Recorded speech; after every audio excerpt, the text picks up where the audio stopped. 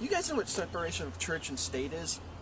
That is where the government has decided that church needs to be separate from the state.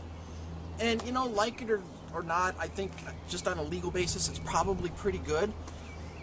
But here's the really weird thing. Did you know that a nonprofit organization, such as a church that has a nonprofit status, is actually owned by the state? Think about that for a second. Read the fine paperwork in a 501c3 corporation, like what you get from the government. You just research it online. That doesn't sound like separation of church and state to me.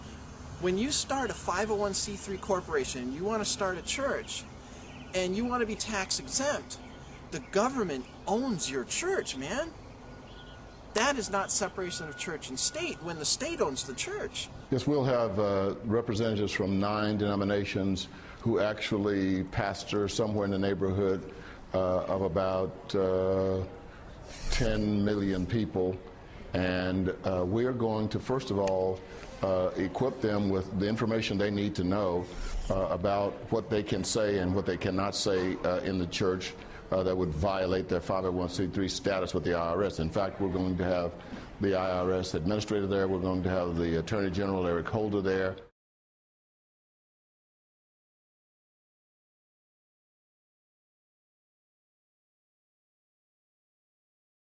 We're going to have the lawyers organization from around the country at ACLU, all giving ministers guidance on what they can and cannot do. We sold out mighty cheap.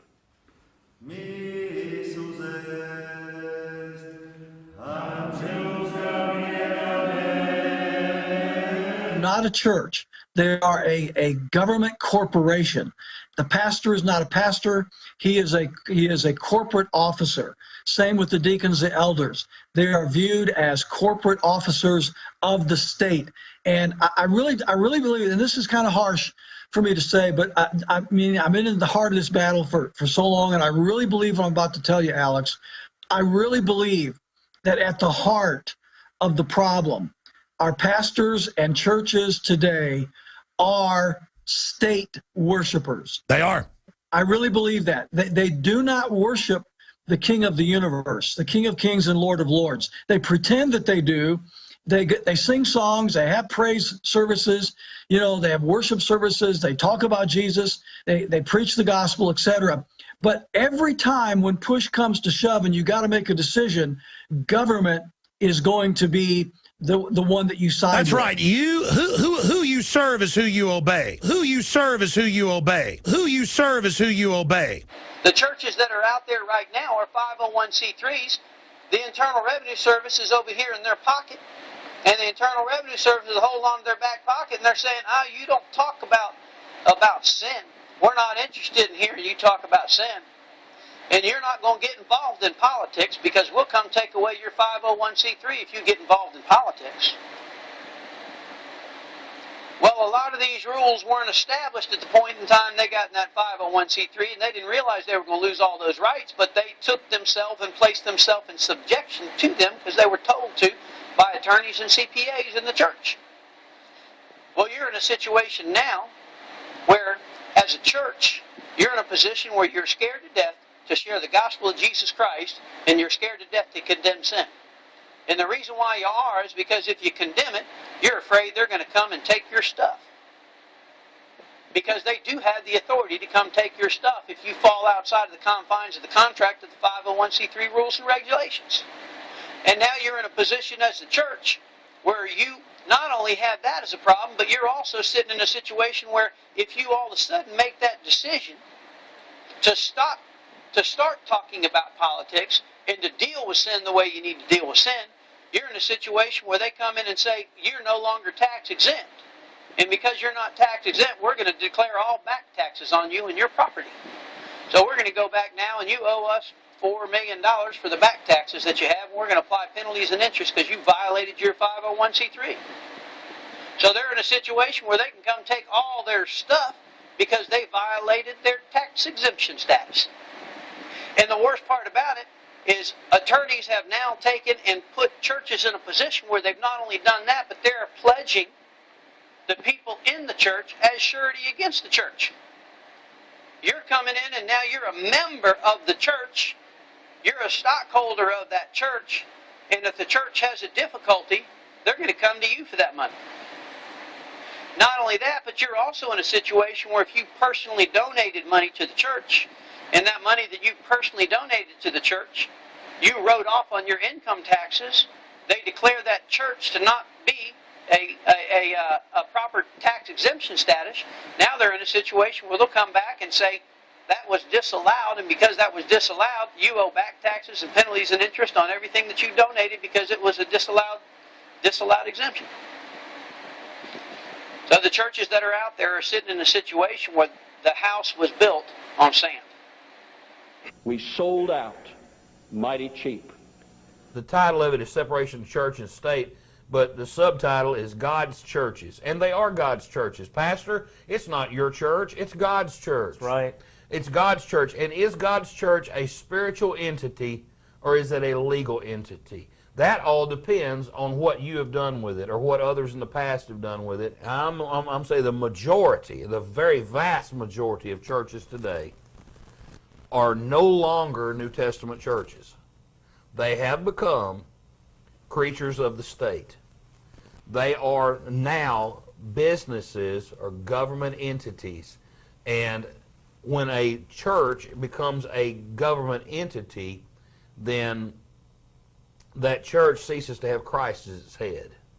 In this contract, the two parties, if the state is the head of the two parties, then that makes the state the head over the church.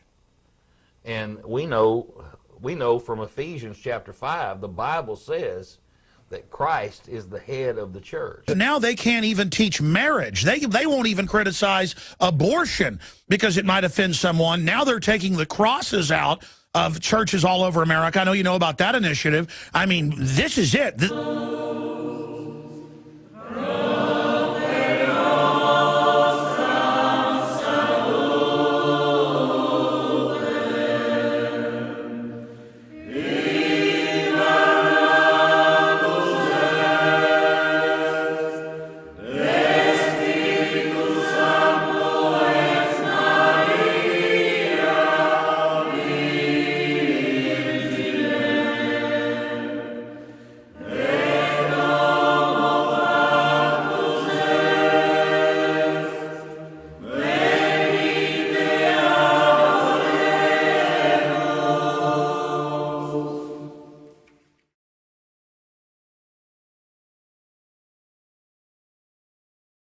That this is a definition control scheme meant to control the churches. And it has worked, and it has worked. It is meant to redefine the church.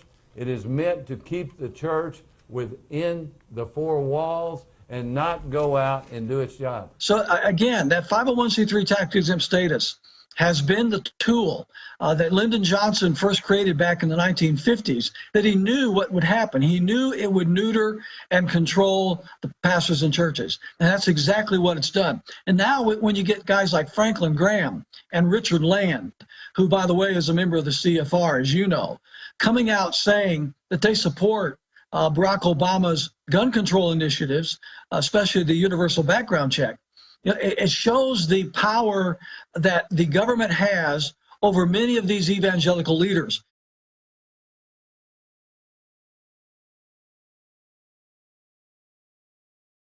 Some fear any nuclear, biological, or chemical attack on U.S. territory might trigger just that. And as KSLA News 12's Jeff Farrell discovered, the clergy would help the government with potentially their biggest problem, us. From my cold, dead hands. Charlton Heston's famous declaration captures a truly American value, the overarching desire to protect our freedoms. But gun confiscation is exactly what happened during the state of emergency following Hurricane Katrina in New Orleans. U.S. troops also arrived, something far easier to do even now thanks to last year's elimination of the 1878 Posse Comitatus Act. That forbid U.S. troops from policing on American soil. If martial law were enacted here at home, like depicted in the movie The Siege, easing public fears and quelling dissent would be critical.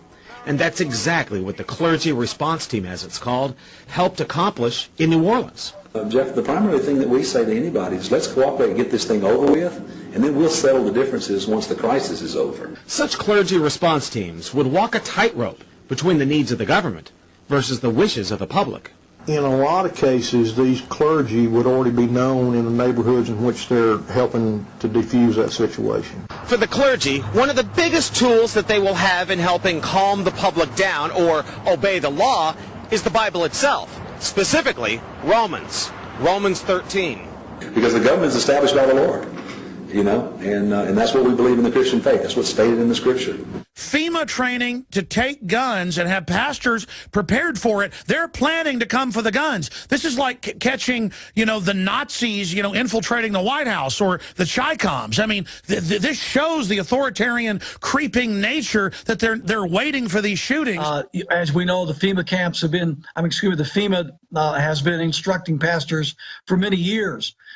In schooling them in when the president declares a national emergency, asking the pastors to instruct the congregations to surrender their firearms. This has been going on for years. But get into, Franklin Graham, your article, the Southern Baptist Convention coming out and saying get rid of the Second Amendment. I mean, this is incredible. Yeah, absolutely. I think it's imperative that Christians and non-Christians alike understand that this is a very, very serious attempt to dismantle the Second Amendment. And unfortunately, we have many evangelical leaders, such as Franklin Graham, Richard Land, and many others, who have taken the position that the state is always right and that you never resist, you never question the state.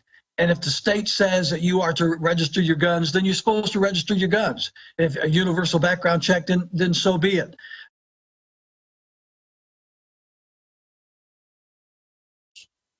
And the non-for-profit division of the IRS that controls 750,000 churches in America, and their purpose of the meeting was to devise a plan classified as top secret called Operation D, and to devise a plan to control all uncooperative churches in America. Incredible. To put together a plan. And they said that their plan was a five-pronged plan. It included the financial power of the IRS, international pressures using the treaty powers of the UN, the investigative and intelligence forces of the FBI, wow, CIA, and NSA, the judicial and prosecutorial assets of the U.S. Justice Department and federal courts, and congressional legislations. Now, they used all five of these against our church to bring us down.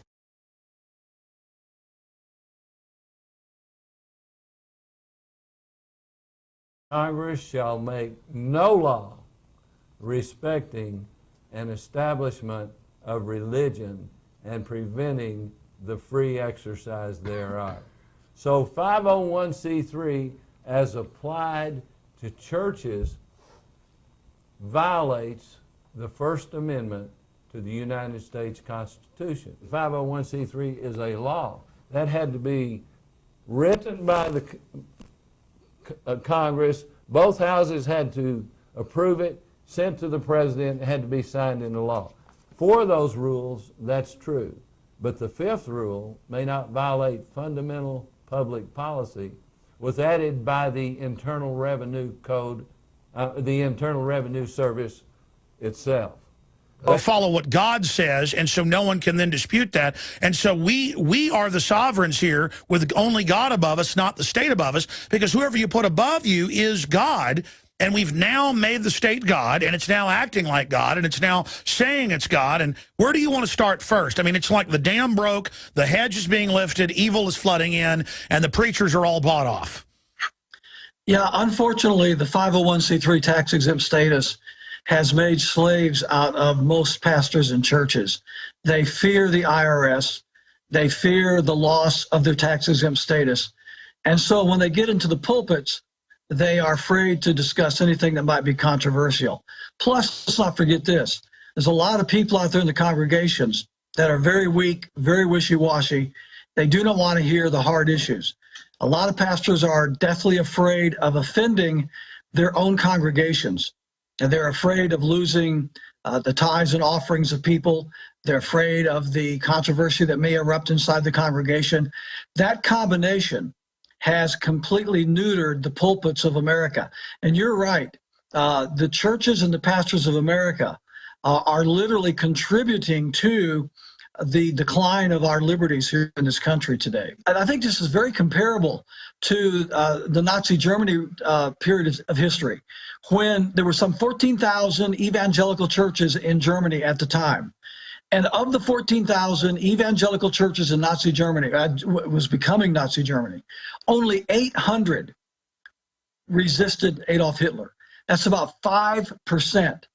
Now think about it, Alex. If 25% had have resisted Hitler, if 50% had have resisted Hitler, the entire history of the world would have been changed. But because the pastor said and did nothing, Hitler was allowed to seize control of the government and then the country and enact all these totalitarian... And 20 million, they were like 75 million. Germany, counting 2 million soldiers, lost 20 million people. Talk about a judgment. Talk about doing nothing. And it's the same story over and over. And authoritarians every time come after Christians. That's the point, is that you're never going to do enough for them. Exactly my point. And that's what the preachers don't understand. They think that by remaining neutral and trying to maintain politically correct messages, etc., that they are somehow going to be spared any of this. They're in denial. Actually. Well, it's also a cop-out. They go, we're trying to win souls. Yeah, we know the evil's taken over. But the historical teaching of Christianity has never been to obey the government no matter what. The whole Bible is about resisting tyrants and Pharaoh and everybody else. I mean, It's ridiculous. I mean, how do preachers with straight face say, well, go ahead and go along with abortion. The government wants it. We're the government. And you ought to study who gets 501c3 tax exemption. There are witchcraft churches. The Church of Satan, founded by Anton LaVey, is a 501c3 corporation. So you could literally have the government stepping in and saying Christianity is now illegal and revoking the church property, which they own, the government owns, and giving it to the Church of Satan. Do you know how many other state churches there are? There's Wiccan state churches, Satanist churches. They're all 501c. You don't want to be in that company. You want to come out from among them. 2 Corinthians 6:17. Wherefore come out from among them, and be ye separate, saith the Lord. This is the Lord saying this. And touch not the unclean thing, and I will receive you. When the church signs over its rights to go back into bondage to the state, it is a state corporation, and it is a state church. Do you understand that? And we have a church who voluntarily is going back to the Pharaoh, who voluntarily is going back to the bondage of the government. We're talking about the state churches. And I don't want us to put all 501c churches in one book, because what happens is there's a lot of different churches that are 501c that preach the full unadulterated word of God. But soon that is coming to an end. Very, very soon. There's a lot of atheist groups out there that have a lot of money, and they're writing the government, and they're telling the government that it's unfair what these churches are getting away with. Why? Because when these churches sign over to the government, they do the following. They waive its right for freedom of speech. That's a fact. You cannot speak what you want to speak within the church. They now control what you can and what you cannot say. To know about what they can say and what they cannot say in the church, about what they can say and what they cannot say in the church, about what they can say and what they cannot say in the church that would violate their 501c3 status with the IRS. And the government has routinely meetings with churches. In this case, he was going to meet with the pastors of approximately 10 million members in the United States, equipping them with what they can and with what they cannot say. This is your government speaking. Your government is saying this. Something's wrong with that, don't you think? Is there not something wrong with that? I believe there's something wrong with that. You see, because when you become a 501c church, you become a corporation. And when you become a corporation, the one who is sovereign over you is no longer Christ. It's now the state, because you have to answer to the state for everything you say. And when you're trying to preach the truth, you have to tiptoe over what to say, what not to say, because if you say the wrong thing, you're running the risk of them taking away your status. Now, some brothers and sisters out there are on fire for the Lord, and they'll preach whatever, whenever, and they can take away whatever they want from them, and they don't care. And maybe that's you. But I'll be honest with you, at this point in time, my friend, we are living in a generation where God is asking of brothers, of sisters, of people, of God, to come out from among them. Scriptures tell us very clearly, come out from among them.